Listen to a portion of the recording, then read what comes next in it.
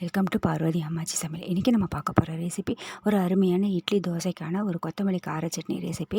இது தேங்காய் சேர்க்காமே ரொம்ப நல்லாயிருக்கும். ஒரே மாதிரியாக செய்யாமல் இப்படி வித்தியாசமாக செஞ்சு கொடுங்க. வாங்க வீடியோக்குள்ளே போவோம். இந்த சட்னி ரெசிபி எப்படி செய்யுதுன்னு பார்ப்போம்.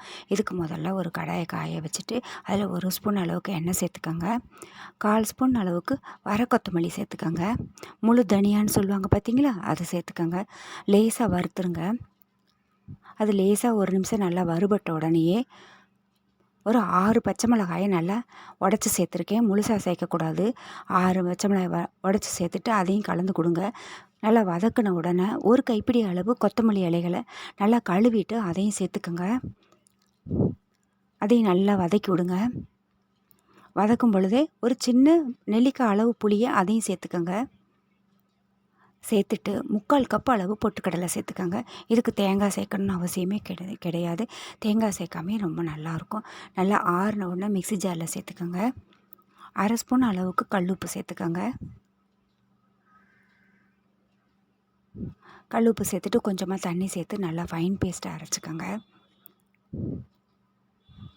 அரைச்சதை ஒரு பவுலில் சேர்த்துக்கோங்க.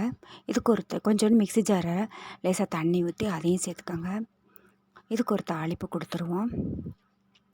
தாளிப்புக்குன்னு பார்த்தீங்கன்னா 1 ஸ்பூன் அளவுக்கு எண்ணெய் சேர்த்துட்டு கடுகு உளுந்தம்பருப்பு, கொஞ்சமாக ஜீரகம், ஒரு கொத்து கருவேப்பிலையில் அதை நல்லா தாளித்து கொட்டி விட்டுருங்க. கொஞ்சம் ஜீரகம் சேர்த்துக்கோங்க, நல்லா வாசமாக இருக்கும். தாளித்து கொட்டிட்டிங்க. அருமையான கொத்தமல்லி சட்னி தயாராகிடுச்சு. கண்டிப்பாக வீட்டில் செஞ்சு பாருங்கள். இது ஒரு தோசை சாப்பிட்ற இடத்துல நல்லா முருகலான தோசையோடு சாப்பிட்றதுக்கு ரொம்ப நல்லாயிருக்கும். இட்லியோடு சாப்பிட்றப்ப ரொம்ப நல்லாயிருக்கும். 2 இட்லி சாப்பிட்ற இடத்துல 4 இட்லி வாங்கி சாப்பிடுவாங்க. கண்டிப்பாக வீட்டில் ட்ரை பண்ணி பாருங்கள். இந்த வீடியோ உங்களுக்கு பிடிச்சிருக்குன்னா லைக் பண்ணுங்கள், ஷேர் பண்ணுங்கள், சப்ஸ்கிரைப் பண்ணுங்கள்.